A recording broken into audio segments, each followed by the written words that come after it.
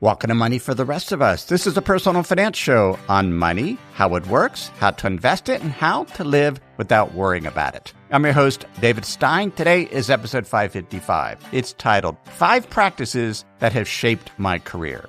Tomorrow, I'm speaking to a graduate finance class at the University of Arizona. It's something that I do about once a year. The professor invited me to share what I've learned across a 30-year career as an investment advisor, an author, an entrepreneur. And as I thought about it, I've narrowed it down to 5 practices. The first I learned really my first day at university. In high school, the teachers would write all the notes on the board and I would just copy them down. That first class, the professor just started speaking and what do I write down? But I even asked the girl sitting next to me, well, at least I watched what she was doing, that she was writing some of the stuff down. And so I started taking notes. That's a practice that I continued, obviously, throughout my undergraduate, my graduate, but I have continued to do that throughout my professional life. I started by writing down in hardcover moleskin notebooks, and I would fill one up. I'd write the next one down. But problem with moleskin is, you can kind of go back and review, but you can't really search that. And so when technology came along where you could record it online in somewhat of a wiki format, that's what I did. Starting with Social Text 2005, I used Backpack by Basecamp, now known as formerly 37 Signals. That was in 2007. 2008, I started using Evernote and used primarily Evernote and Basecamp for our business as well as Backpack up until 2019 when I started using Rome Research for most of my notes, with the exception of things that have to do strictly with organizing our business, and we continue to use Basecamp. I also have kept a written journal since the 7th grade. Now I generally just write a summary post by hand once a year. So in thinking about this note-taking, I've not used Evernote in a long time, but I have all these notes, and I figured out today how to export them as HTML, and then I used Claude Cowork that basically formatted the HTML into a markdown file that I could import into Rome Research. So, hey, there's something AI could do, format an HTML file. So then I was reviewing the notes, which is why it's such a helpful practice. Occasionally go back, and I found a note from 2009 on panarchy. I was in the process, I was reading a book by that topic, Lance Gunderson and C.S. Halling. I was writing would have been our quarterly market commentary strategy report at FEG Advisors. And I was introduced to this concept of panarchy and how it describes how complex systems change over time. Everything's connected, but you have different layers. You have microbes that live and die very quickly. You have trees that live longer. I was recently visiting where I grew up in Cincinnati, and it felt familiar. My neighborhood, I drove by the house I used to live at, because some of the trees were still there. They've been there now 50 years or more, probably close to 100 years, because they were big even when I was small. So they change much more slowly. And so you have these higher up levels in the panarchy that are persistently there. So in that 2009 note, I quoted from the book on panarchy, and it says, because the template formed by the panarchy is so remarkably conservative and persistent, animals can develop rules for actions that take advantage of that persistence while retaining enough flexibility to adjust to variability and the unexpected. And they call them rules of thumb or schema. And it minimizes the information we need, but it guides us in our decision making because these upper layers of the panarchy, where there's more persistence, where the changes don't happen that much, there's some predictability there. Not complete predictability, but enough to have rules of thumb in order to continue to survive and really to thrive. And some examples they give is people learning to drive. At first, it's difficult, but then if you sort of drive the same way to work, a lot of it just happens intuitively. These are rules of thumb, and it's because of the persistence of the roads, a higher layer of the panarchy. I mean, there's aspects to roads that move very quickly. The individual pieces of gravel can shift if you're driving on a gravel road, but the road itself, those are hard to shift. Those are hard to change. The pathway, they developed over decades, if not, in this case, over hundreds of years, and so we can rely on them. Now, things happen as we drive, unexpected, and we have to adjust, but we can use the rules of thumb. They talk about insects and birds. A lot of their rules become genetically encoded, instinctive behaviors. A beautiful example that they gave was, the term is milpa, M-I-L-P-A, and that is the maize culture in Mexico. And I became very familiar with that when I lived in Mexico down in the Yucatan, and as we've gone back, milpa is essentially the process, they call it a script really, an internalized plan that people in the Yucatan and other areas in Mexico and Central America use to guide their behavior, their activities in terms of growing corn, in a way that they shift where they grow it over time. And they do it in a way that renews the forest ecosystem. So they won't continue to plant in the same spot. They'll move it around. If you travel out in the Yucatan and some of the outside villages or whatever, you'll see areas along the road that there's a bunch of weeds growing, but you can see the old corn crops. And so this script is a series of activities, but there's also room for experimentation and to adjust, and they become very localized. But it's an example of an encoded script, rules of thumb that we use in a particular activity. And these 5 things I'm sharing in this episode are really that type of script, rules of thumb. It's a pattern that I have followed, and it gives me persistence, but also flexibility to see what comes up. And so that first one is to take notes, to continually review what I've said. I've done this for decades now. There could be notes on books I'm reading. I'll save newspaper articles or other periodicals, and then I can increasingly use AI to search them if I choose. Although, honestly, I tried using Claude. I connected it to Rome Research, and it's a little slow. It's just easier to use the embedded search functionality within Rome or whatever, if you're using Evernote or whatever platform. And the point is, it doesn't matter the platform. As long as it has an ability to export, which they do, and occasionally to back it up, you can have a corpus of notes over decades that you've taken, which is what I have.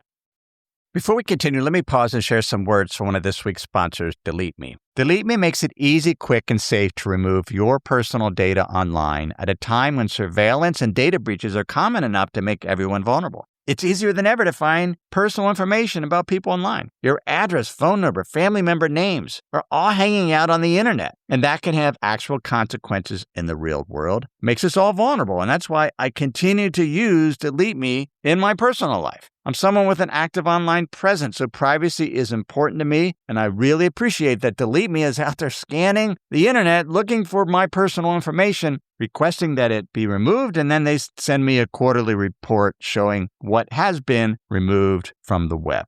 The New York Times Wirecutter has named Delete Me their top pick for data removal services. So take control of your data and keep your private life private by signing up for Delete Me, now at a special discount for our listeners. Get 20% off your Delete Me plan when you go to joindeleteme.com/David20 and use promo code David20 at checkout.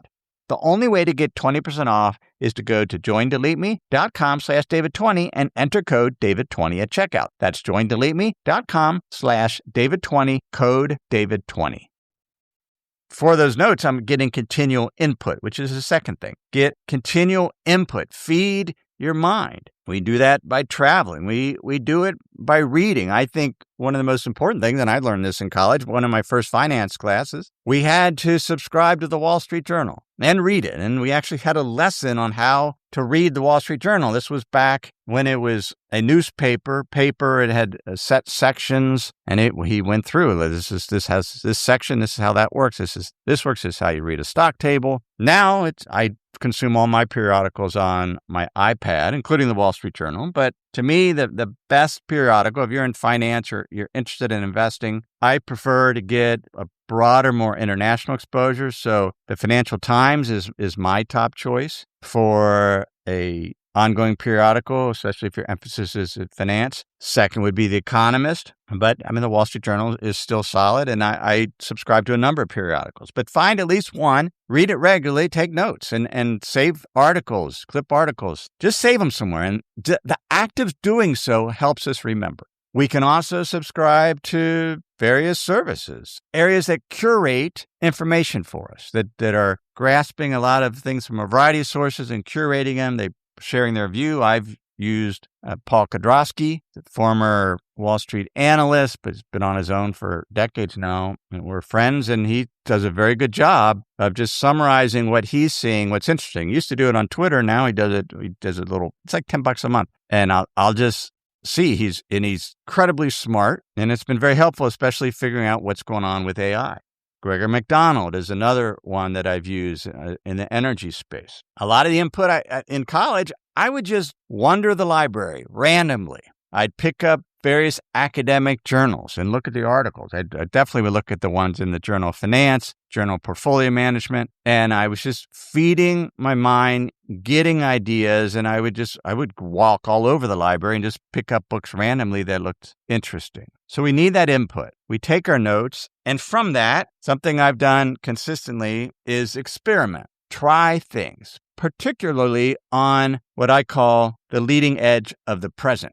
With this concept of panarchy, Gunderson and Halling point out that there tends to be greater variability along the edges. It could be along the edges of an ecosystem, perhaps somewhere that's been disturbed, where new invasive species can start to take hold. It could be on the edge where you're starting to see extinctions. And so we're not trying to predict the future. We're trying to get to the edge of the present, where there's a lot of change, a lot of activity, and experiment there. We want to see where there's some momentum, some trends, and use our curiosity. And as I go back over the decades, when I first started as a credit analyst, there was no World Wide Web. This would have been the early 90s. But there was Usenet. There were these online bulletin boards, and I got access to them at my firm at NCR, and I started just exploring that. And then when the first browser came out, I wanted to get a version, and they said you couldn't access it. I was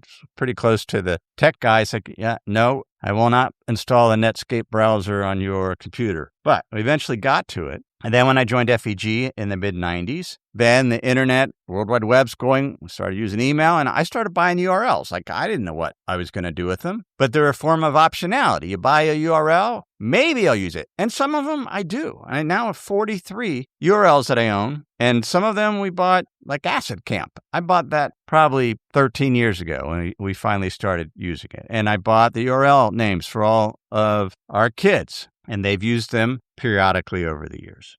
I built my first website to sell our house in 2004 when it became easier to do it, and eventually WordPress and some of these other things. I launched my first blog in 2005, and a lot of these were side projects. I launched a site called Real Time Reviews that was scraping. Well, the idea was to scrape reviews, sort of candid reviews of hotels and restaurants, and aggregate them and put them on a website. That didn't work out. I launched my first personal finance blog in 2008, shut it down for compliance reasons. I uploaded my first video that I recorded in 2008, launched YouTube in 2012, the podcast in 2014. A lot of these, I had no idea if they was going to work out. We did a mobile app in 2016, and eventually we launched software as a service. We'd never developed software before. I could do the same thing when it comes to crypto.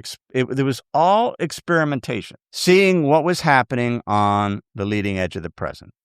At FEG, that's what I was always doing. And sometimes I got a bad rap because I was always trying stuff, or my attention span was kind of short. But it was that experimentation that got us to launch our outsourced CIO product. It was called Managed Portfolios at the time. We used ETFs, but now that's the bulk of the firm revenue because that's where the industry eventually went. Now, we were early.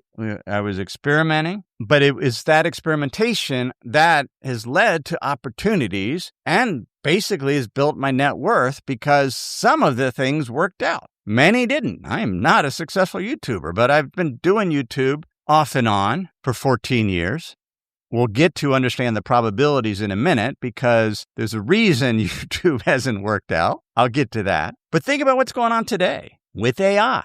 I was at it must have been February 2023. I was speaking at a CFA dinner I think it was at University of Arizona, and somebody asked about AI, and I remember sort of dismissing it at the time as just basically a word predictor. I didn't really understand. Now, this would have been just a few months after the first public version of ChatGPT, and I just didn't get it, but I was trying it out. I finally got it 6 months later, but I've continued to experiment with it, both first with ChatGPT, now with Claude, now other large language models. I'm using Claude Cowork, but it isn't just to use them. It's to understand what they're good at and what they're not good at, what their weaknesses are. The fact that most large language models are stateless. They don't know what day it is. They don't know what time it is. They don't keep persistent memory. And it's that way because they're less likely to hallucinate.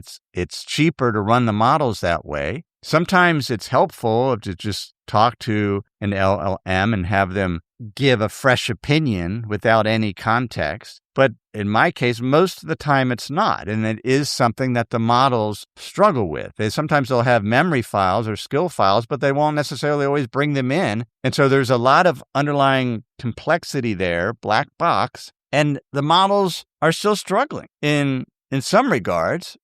Before we continue, let me pause and share some words from this week's sponsors. Registration for our first ever live portfolio cohort closes this Thursday, April 30th at 11:59 p.m. Pacific time. If you're interested, don't wait. Learn more at moneyfortherestofus.com/cohort. So what are these cohorts? Well, entering the decade before your planned retirement means a lot of questions about your investment portfolio. Are you on track to have enough money for retirement? Do you have the right asset mix for this stage of your life? Are your returns in line with your goals? And how will current world events affect your portfolio ahead of retirement?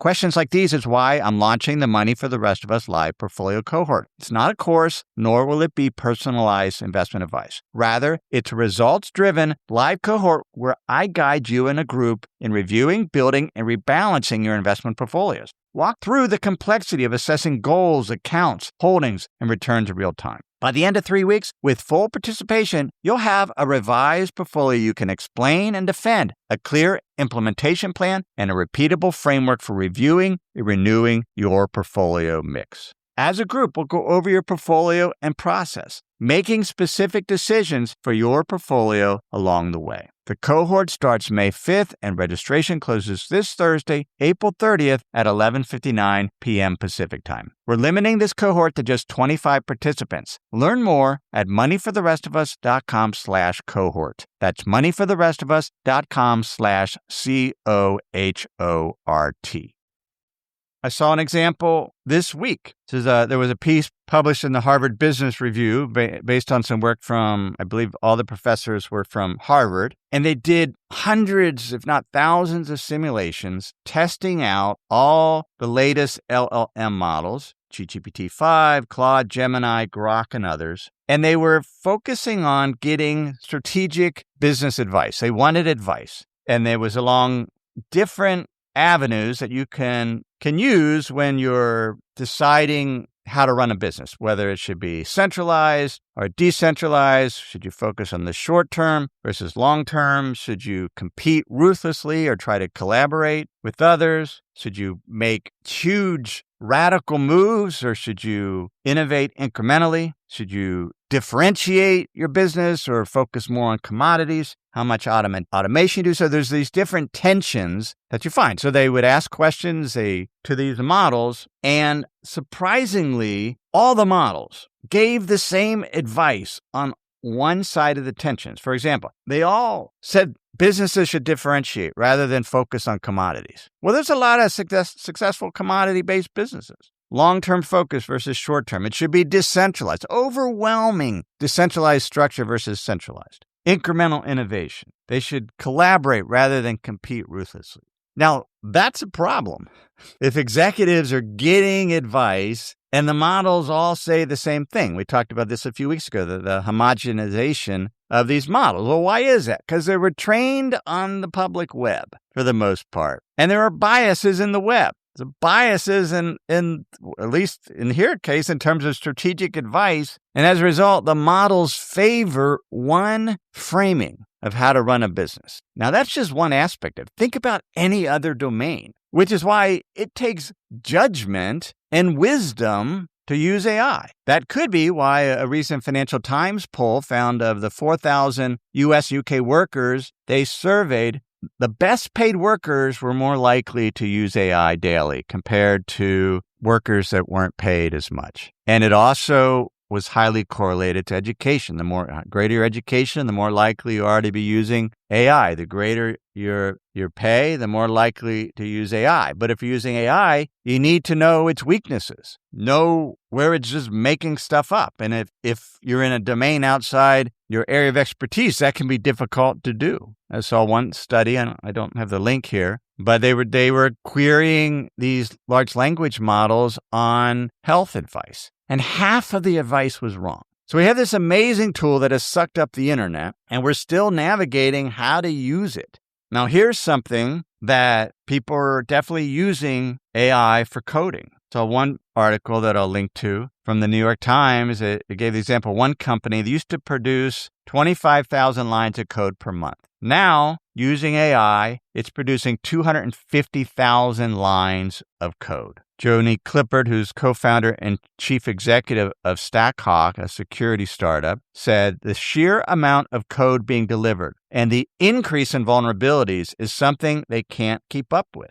She points out that the ability to create new code, new enhancement, there's so many engineers, senior engineers that need to be there to review the code, but they're still producing more and more. That's putting stress on sales, marketing, support. They're having to work faster and faster and faster just to keep up with the software engineers. Now, is that volume going to be better? We don't know. Ideally, if there's a greater variety of things being produced, there'll be some breakthroughs. On the other hand, there's vulnerabilities in the code and even the ability of AI with Claude's Mythos model, which they haven't released publicly, apparently is incredibly adept at finding weaknesses in codes, and if that got into the hand of hackers, etc. But this is the leading edge of the present. That's where we should be spending some time, either at work, at home, getting that input, experimenting. That's how I've gotten a lot of my ideas, looking at what was happening on the leading edge and trying things out, seeing what worked. Often it doesn't, but sometimes it does. And then you double down on those areas. It's a form of optionality. You try things, you're looking for asymmetric payoffs, positive upside, protect on the downside. And that's why it's important, which is the fourth thing, is to understand the probabilities. Recognize what is the median outcome of a particular activity. What is the average outcome? How likely is it to be successful? Now, some things we can't know the probabilities, and that's the difference between risk and uncertainty. With uncertainty, we don't know the probabilities, which means we need to do even more to protect ourselves. But with something like writing a book, I'm working on my second book. My first book did about what the median published business book does. A little better. I was disappointed. I still think it's a good book. You take an author like Morgan Housel. He was with Harriman House when he published The Psychology of Money. Their typical business book would have sold 5,000 copies, maybe 10,000. Morgan Housel's book sold over 4 million copies. That's an outlier. That's positive skewness. That brings up the average. You have one of your business authors selling 4 million, suddenly the average goes up, but not the median. And so when we do something, if you write a book, and I highly recommend it, assume you'll sell 1,000 to 5,000 copies. You write the book because it helps solidify your thinking. It can give you authority. You don't do it because you're going to make a lot of money selling books. Same with the podcast. The median podcast gets 125 listens per episode. If you're in the top 20%, the top 20th percentile gets 1,000 listens, which is great, but you're not going to build a business on that. We're a top 2% podcast. I could tell you that you're not going to build an ad-generating podcasting business based on that. You're going to live off the ads. So you think about the top 1% podcast gets 29,000 downloads per episode. So they get about $700 per ad gross, maybe $500 net. You run 3 ads, that's $1,500. That's enough for one person to live modestly. But then if you have to pay production staff, etc., an entire team, and that's the top 1%. Meanwhile, the median accountant makes $82,000. So it's not, the average isn't driven, in accountancy isn't being driven up by outliers. It's much more predictable. Now, that doesn't mean you don't launch a podcast or write a book, but you understand you're just not going to be highly compensated for it. I mentioned YouTube. We don't have a big YouTube channel. We've never broken out. It's just never really taken off for some reason, lack of consistency, but the algorithm hasn't picked us. But we still publish there occasionally, so that's important. Now, another aspect when it comes to understanding the probability is in the investing markets. This is an investing podcast. In my first book, Money for the Rest of Us, 10 Questions to Master Successful Investing, I quoted the finance professor Andrew W. Lowe. He said, the wisdom of the crowds depends on the errors of individual investors canceling each other out. And that's what really the wisdom of the crowd is. You have all these different views, and some are overly bullish, some are overly bearish, some are willing to pay more, but you get this consensus and you get errors canceling each other out on the upside downside to where the return, for example, the stock market is driven by the dividends, the earnings growth, and changes in valuations over time. Now, Lowe pointed out that investors can exhibit certain behavioral patterns that can be irrational in the same way, and that can lead to bubbles. He likens it to a defective scale that has an upward bias. And so the crowd in aggregate, if they're starting to behave irrationally, they can not be as wise. So I thought about this because of a piece a friend of mine sent me that was focused on prediction markets, like Polymarket, for example. In fact, they studied Polymarkets and they were trying to see, does the wisdom of the crowd apply there? That you have the aggregate of diverse participants, the idiosyncratic errors cancel each other out, and that's what drives the returns and the outcome. And they found, no, that wasn't the case. That prediction markets are remarkably accurate, but the source of the accuracy is a minority of informed traders. About 3% of all the accounts make the vast majority of the money and the vast majority of the accurate predictions. And they know this because Polymarket, it trades on the blockchain. So they're actually able to get all the different bets and to analyze it. So you have 3% that are incredibly informed. They make the majority of the profits.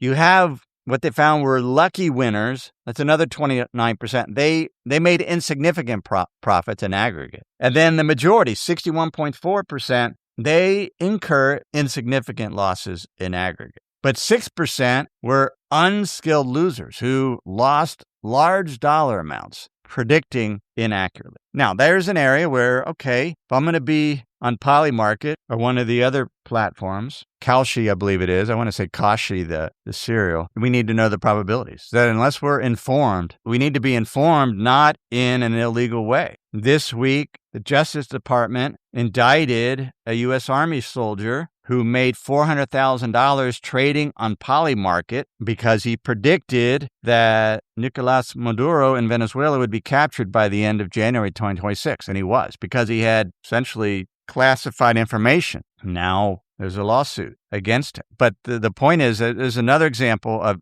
we need to understand the probabilities.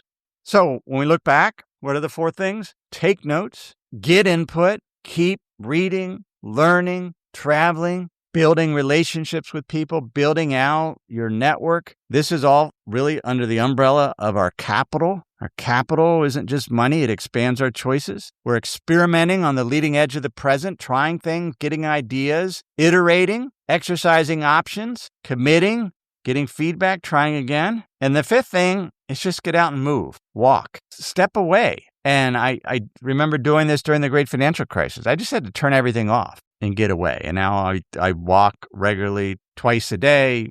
Sometimes it's a hike, play tennis. But the idea is to don't get constant input. Get it selectively at certain times. So then it allows your brain time to sort of your subconscious to process it, to get these ideas. I get so many ideas when I'm out exercising because I'm not focused on it. They just surface. And that's important to take all that input and then make sure that we're stepping away and getting good ideas. Those are 5 things that have really helped me in my career. Let me know what you have found helpful. What is on your list? What's on your script?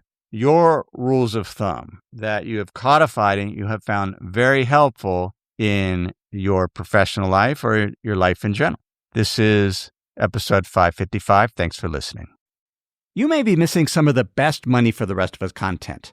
Our weekly Insider's Guide email newsletter goes beyond what we cover in our podcast episodes and helps elevate your investment journey with information that works best in written and visual formats. With the Insider's Guide, you can discover investing and economic insights provided only to our newsletter subscribers. Unlock greater investing confidence with high-value snippets from our premium products, Plus membership, and Asset Cap.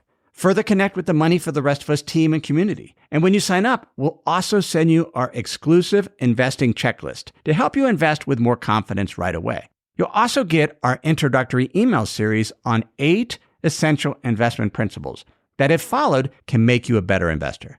We'll also share our recommendations for podcast episodes, articles, and books. The Insider's Guide is the best next step to get the most out of your investment journey.